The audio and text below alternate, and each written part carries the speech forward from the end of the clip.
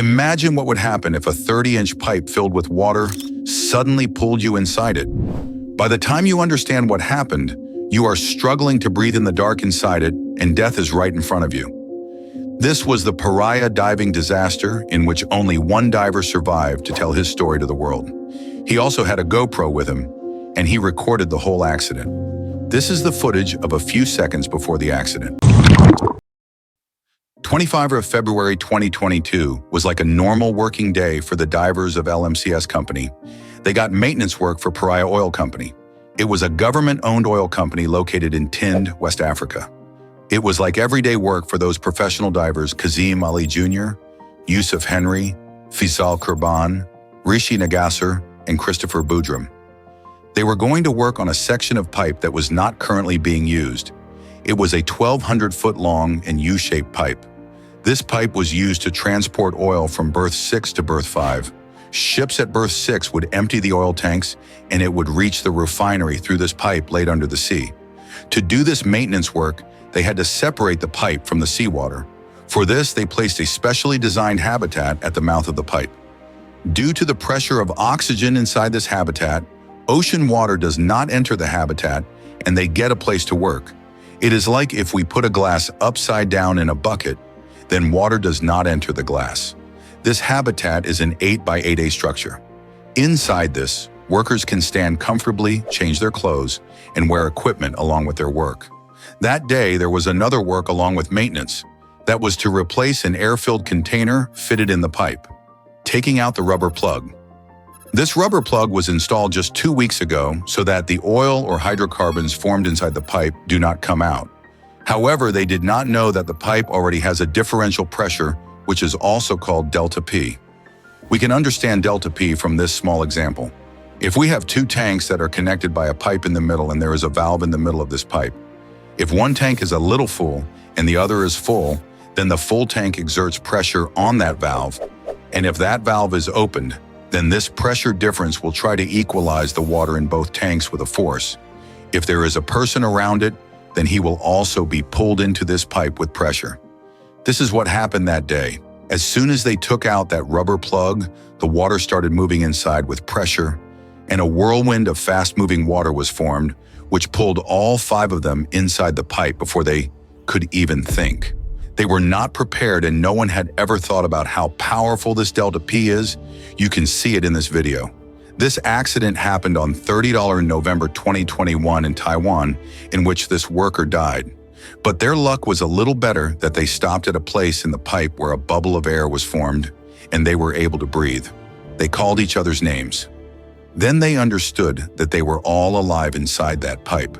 But they did not know how deep they were in the pipe, nor from which end they came, and from which end there was a way to come out.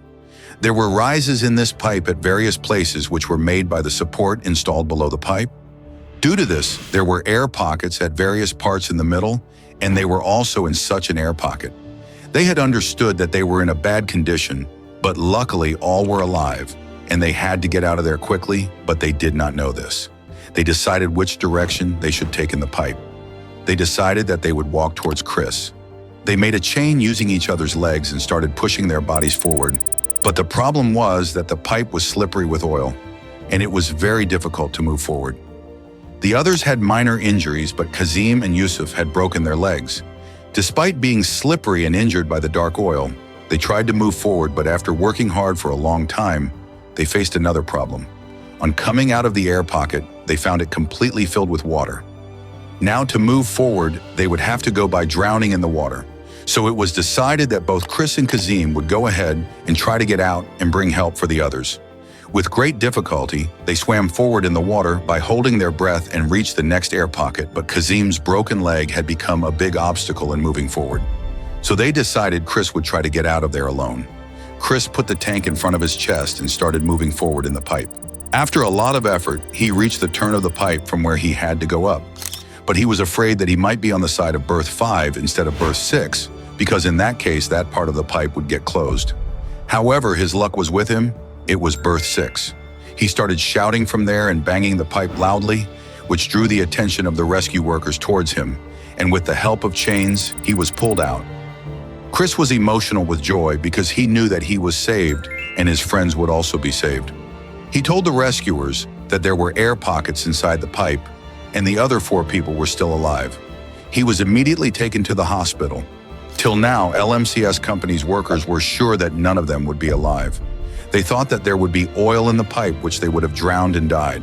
They also thought this because the air tanks had oxygen for only 1 hour, and by then 2 hours had passed since the accident happened.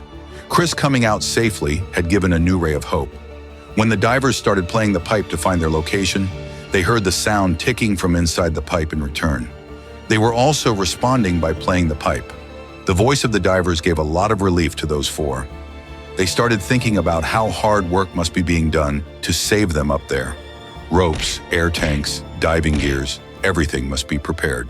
But hours started passing, and they could not see anything. Neither any sound of coming inside the pipe, nor any effort to cut the pipe and take them out. The oxygen in the pipe was getting depleted, and it was becoming difficult for them to breathe. But they could not do anything except wait. They could not do anything. No rescuer came, nor any attempt was made to save them. This is very painful in reality. Many questions were raised on the role of Paria Company and Coast Guard. Some said that the Paria Company had even stopped the divers going into the pipe to save their lives. But the company said that they did not have any solid plan to save those divers, and that sending other divers inside would have been more risky. They believed that they could not survive for so long, and the sound of ticking coming from inside was of something else.